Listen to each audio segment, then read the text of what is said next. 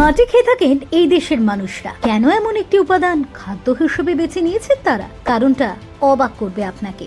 জল, বায়ু, খাদ্য, মাটি ও অগ্নি, কার্যত এই পাঁচটি উপাদানের উপর নির্ভর করে একটি জীবন বেঁচে থাকে। আর এই পাঁচটি জিনিসের মধ্যে একটি জিনিসেরও যদি ঘাটতি হয় তাহলে মানুষের মৃত্যু অবশ্যম্ভাবী। কিন্তু পৃথিবীতে এমন একটি দেশ রয়েছে যেখানে খাদ্যের পরিবর্তে মাটি খেয়ে বেঁচে থাকে সে দেশের মানুষেরা, আর জন্ম থেকে এই কাজ করে আসছে তারা। বিষয়টি শুনতে অবাক লাগলেও বর্তমানে কিন্তু বাস্তব।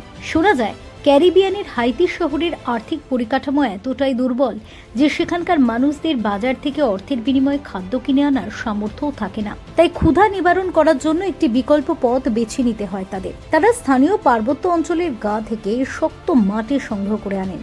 এরপর সেই শক্ত মাটিতে জল দিয়ে নরম করে তার সঙ্গে অল্প পরিমাণে তেল ও নুন মিশিয়ে সেটিকে বিস্কুট ও রুটির আকার দিয়ে রোদে শুকোতে দেন। এরপর মাটি দিয়ে তৈরি রুটি ও বিস্কুটগুলি শুকিয়ে গেলে পর সেগুলি রোদ থেকে তুলে নিয়ে তারা খাদ্য হিসেবে গ্রহণ করেন। জানলে অবাক হবেন, জন্ম থেকে মাটিকে খাদ্য হিসেবে গ্রহণ করলেও এদের শারীরিক অবনতি খুব একটা দেখা যায় না, বরং বহাল তবিয়তে সেদেশের নবীন প্রবীণ বাসিন্দারা মাটির তৈরি বিস্কুট ও রুটিকে বেঁচে রয়েছেন।